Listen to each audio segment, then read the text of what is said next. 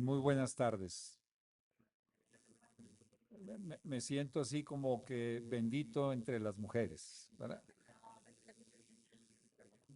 Agradezco la invitación para participar en este congreso que, como ustedes ya lo han escuchado y leído, lleva por título Parroquia Urbana en Salida, Sinodal y Samaritana, y que tiene como objetivo impulsar la transformación de la parroquia en su identidad y sentido, activando procesos de iglesia en salida, sinodal y samaritana para responder a los retos de las grandes ciudades en tiempos de pandemia. Celebro la coincidencia entre esta temática y el libro que acabo de publicar. Disculpen la propaganda, pero aquí está. Lo pueden encontrar aquí a la salida y ahí lo pueden adquirir, ¿verdad? Que se llama ¿Tiene futuro la Iglesia Católica? Su actuación ante la situación actual. En él, aunque no dedico un capítulo en específico para el análisis de la parroquia en la gran ciudad, sí abordo los retos que ella tendrá en una iglesia del futuro, en especial después de la pandemia. La tesis de mi texto es muy sencilla. Si la iglesia quiere tener futuro, necesita regresar a sus orígenes, pero también ha de evitar el retorno a actividades, prácticas, doctrinas, actitudes, esquemas, estructuras e instituciones que precisamente han afectado a su presente y que ponen en grave riesgo su futuro. Lo mismo, creo, dígase de la parroquia urbana. Si quiere tener futuro, como la misma Iglesia Católica, tendrá que regresar al carisma que cobijó a las primitivas comunidades cristianas. Veamos entonces cómo podría constituirse la parroquia urbana del futuro en sus estructuras eclesiales y en sus sujetos. Primer punto, ¿cuáles serían las nuevas estructuras eclesiales para la parroquia de la gran ciudad? De entrada, me parece fundamental que recuperemos esta distinción tan básica, tan fundamental entre parroquia y templo. Creo que la pandemia nos ayudó a comprender que la fe se puede reflexionar, se puede vivir e inclusive se puede celebrar fuera del templo. El templo sigue siendo el lugar privilegiado de reunión, de celebración, en muchas partes también de reflexión y catequesis, pero la pandemia nos enseñó que no puede ser el único espacio parroquial. Los fieles que ya con propiedad distinguen entre parroquia y templo o parroquia e instalaciones parroquiales, creo yo que han avanzado ya muchísimo en esta distinción. Si atendemos, cosa que les propongo, a los tres aspectos fundamentales de la evangelización y que serían las tres tareas básicas de una parroquia urbana, como son una fe que se reflexiona en la pastoral catequética, que se vive en la pastoral social y que se celebra en la pastoral litúrgica. Creo que a partir de lo experimentado en la pandemia, necesitaríamos la renovación de estructuras eclesiales relacionadas con la comunicación en la pastoral catequética, con la salud en la pastoral social y con el culto en la pastoral litúrgica. Primer apartado. Además de que ya he escrito que nos sería muy oportuno una predicación más querigmática, y menos disciplinar, más propositiva, y menos dogmática, más misericordiosa y menos o nulo punitiva, y de que urge dejar atrás la idea veterotestamentaria de un Dios castigador para enfatizar al Dios misericordioso de Jesús en lo que se refiere a los contenidos de la reflexión de la fe. Me parece, sin embargo, que si algo nos dejó en claro la pandemia es la necesidad de acudir a los medios digitales. Así lo reconoció el mismo Papa Francisco. Lo cito: me impresionó mucho la manera en que tantas personas de la Iglesia reaccionaron a la pandemia buscando nuevas maneras de estar cerca de la gente, respetando al mismo tiempo las medidas de distanciamiento social, transmitir liturgias en vivo, poner fotos de miembros de la comunidad en los bancos, organizar reuniones y grupos de oración por medio de las plataformas digitales, dar retiros en forma remota, comunicarse con gente por teléfono y tabletas, crear videos en los que decenas de cantantes y músicos contribuyeron con canciones hermosas desde sus hogares. Y sí, la contingencia incrementó algo que ya se venía dando, quizá de manera incipiente, pero que se ha consolidado en estos últimos 2 años: la presencia de las parroquias urbanas en las redes sociales. Aprendimos que no es lo mismo ser influencers y youtubers con miles quizá de seguidores, pero sin contenidos verdaderamente evangelizadores, que ser astutos para aprovechar esta herramienta y llegar a las personas transmitiendo la palabra de Dios y la dimensión social de la fe. Necesitamos entonces una nueva estructura en las instalaciones de las parroquias urbanas, y por instalaciones, repito, no solamente en el templo ni en las oficinas. Una oficina cibernética capaz de comunicarse con todos los fieles, alimentada por jóvenes universitarios expertos en este tipo de transmisiones. Se me objetará que es muy costoso, pero no. Yo mismo fui párroco en una sola zona humilde de la ciudad de Monterrey, y a través solamente del WhatsApp, mi equipo de innovación pastoral, disculpen el pomposo título de innovación pastoral, ¿verdad?, pero hicieron maravillas estos chavos y chavas solamente con el WhatsApp.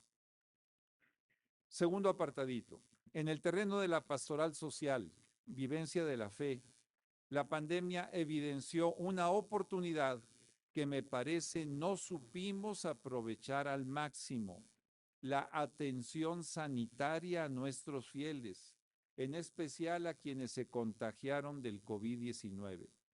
Es cierto que capellanes de hospitales y voluntarios, organizaciones como Cáritas y profesionales de la salud ligados a la Iglesia dieron un testimonio admirable, arriesgado, inclusive poniendo en serio predicamento su propia salud y la misma vida. Sin embargo, hubiera sido deseable que en nuestras parroquias urbanas se reactivaran todavía más los dispensarios, en algunas hasta pequeñas clínicas que ayudaran con pruebas y vacunas a bajo costo. De esta manera, la imagen tan utilizada de Francisco al calificar a la Iglesia como un hospital de campaña se convertiría en una realidad. Recordemos que durante el virreinato se crearon aquí en México muchos hospitales. Menciono algunos: en 1521 el de Jesús, en 1524 el de San Lázaro, para cuidar a leprosos; el Real de los Naturales, fundado por Fray Pedro de Gante en 1532 para atender a indígenas; el de San Juan de Letrán, primer hospital de Puebla en 1535; el del amor a Dios en 1545 por iniciativa de Fray Juan de Zumárraga para velar por enfermos de sífilis.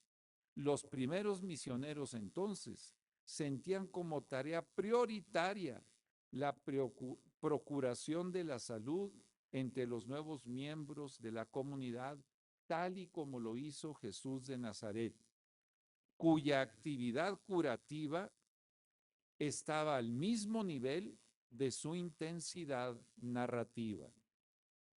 Necesitamos entonces una nueva estructura en las instalaciones de las parroquias urbanas, una oficina sanitaria, capaz quizá no de ofrecer intervenciones quirúrgicas muy especializadas, pero sí medicamentos, pruebas y vacunas con precios accesibles. A ver, obispos y párrocos gozan de contactos que pueden ayudar a mantener estos consultorios. Sobran médicos y enfermeras dispuestos a dar su tiempo para este tipo de servicios y los fieles siempre son muy generosos para ayudar a la atención de los enfermos. Tercer apartado. Quizá en el terreno en que más afectó la pandemia fue en la religiosidad de los fieles, fue en lo relacionado con la pastoral litúrgica, celebración de la fe. Durante algunas semanas y en muchas partes del mundo se suspendieron los actos de culto en los templos, acatando recomendaciones o indicaciones de las autoridades civiles.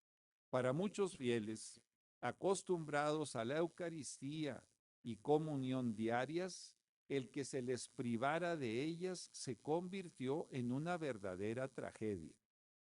Y entonces, muchos clérigos y agentes de pastoral sacaron a flote toda su creatividad e innovación para buscar otras maneras de ayudar a celebrar la fe.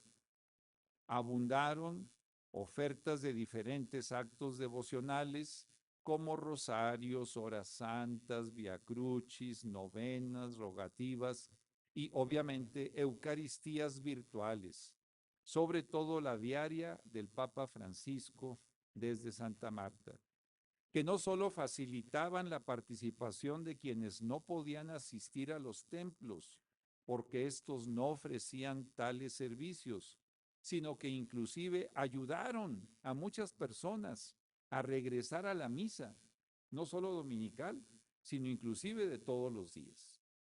Abundaron también, hay que recordarlo, iniciativas cargadas, en mi opinión y con todo respeto lo digo, de teatralidad. Obispos montados en helicópteros que sobrevolaban sus diócesis con la custodia portadora del Santísimo Sacramento, o monseñores que desde las azoteas de sus catedrales oraban por sus fieles, menos espectaculares, pero igualmente llegadoras, fueron las procesiones callejeras con el Santísimo Sacramento. Obvio, estas manifestaciones favorecieron la sensibilidad religiosa y llenaron un vacío entre los fieles. Pero solo Dios sabe qué tanto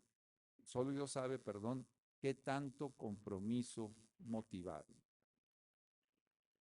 Aprendamos entonces de las enseñanzas pospandemia.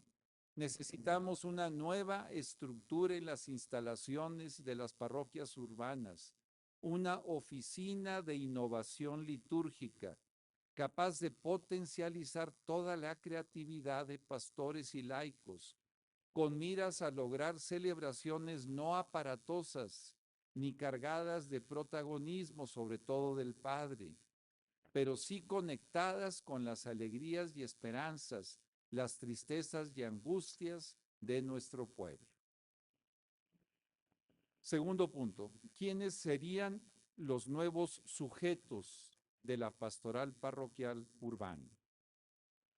Así como la parroquia urbana del futuro precisa de estructuras frescas, también creo necesitará nuevos sujetos que den vida a ese diferente andamiaje pastoral. Ya no es posible que la parroquia se identifique con el párroco, o que la parroquia represente el padre vicario, o que la parroquia tenga como principal actriz protagonista la monjita. Creo que necesitamos comunidades parroquiales con mayor participación de niños y jóvenes, mujeres, minorías y laicos. Primero, niños y jóvenes. La pandemia encontró a la Iglesia Católica en una de sus peores crisis, debido a los escándalos por el abuso de menores a cargo de prominentes jerarcas. El COVID-19 hizo que se enfocaran las baterías de la opinión pública en otras direcciones, pero el daño ya estaba hecho. Los papás, cada vez más temerosos, dejaban de considerar los espacios parroquiales como seguros y los pastores tomábamos precauciones extraordinarias para demostrar que no éramos abusadores. Ello trajo consigo un progresivo alejamiento de ambas partes. Con los jóvenes, la causa de distanciamiento es otra. Me parece que no encuentran en nuestras predicaciones y celebraciones la respuesta a sus inquietudes. La notable disminución de matrimonios y nuevos comportamientos morales, aún en hijos de nuestros agentes de pastoral, evidencian este rompimiento. Necesitamos hacer de la parroquia urbana un espacio seguro para los niños y un lugar en el que los jóvenes no solo se puedan reunir, cosa que extrañaron mucho durante la contingencia, sino incrementar su compromiso evangelizador y misionero. Las mujeres son otro protagonista indispensable en las parroquias urbanas del futuro, pero no solo para coordinar las fiestas patronales, o para encargarse de las tareas más pesadas en la catequesis, la pastoral social y la liturgia, como lo han hecho hasta ahora.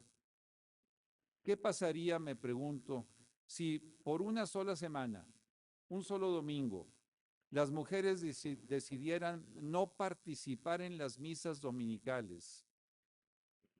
¿Perdón?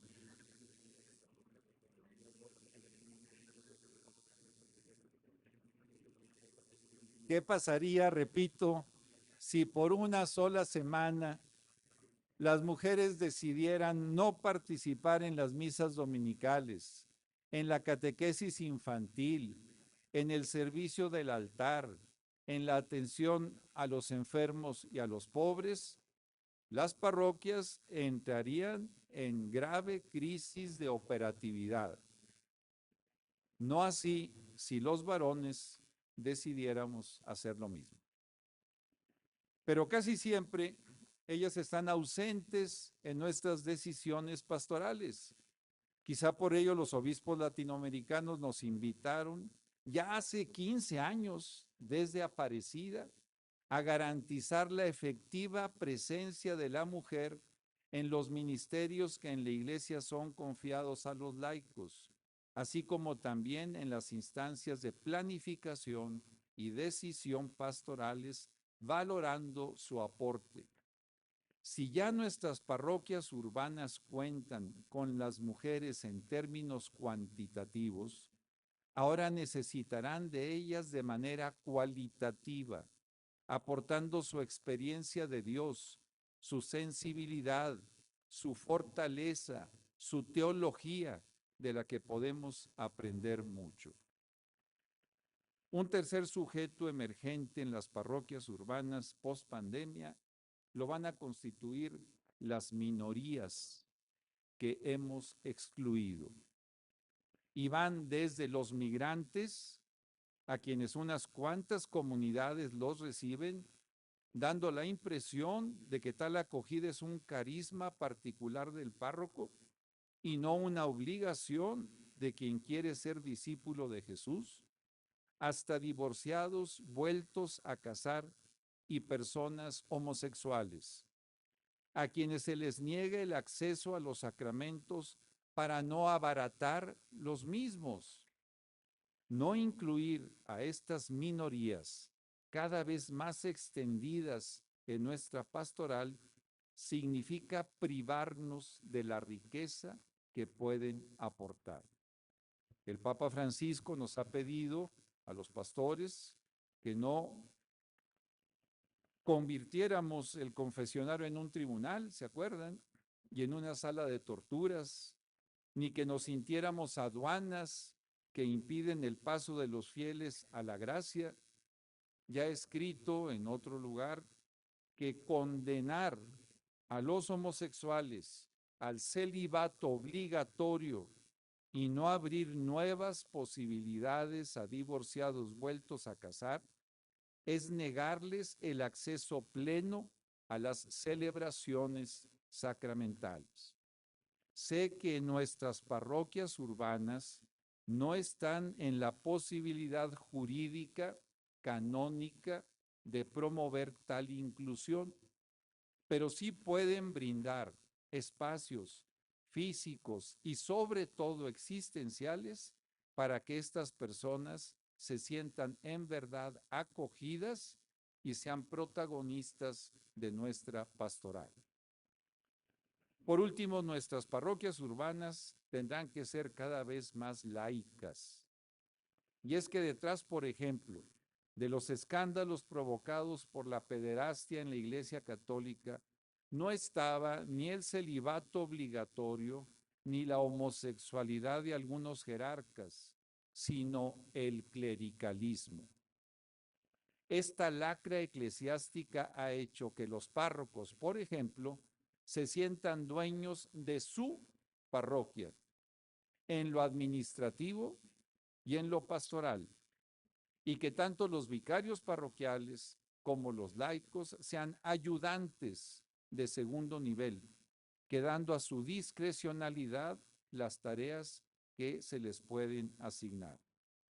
Como en el caso de las mujeres, necesitamos incrementar la participación cualitativa de los laicos en las parroquias urbanas.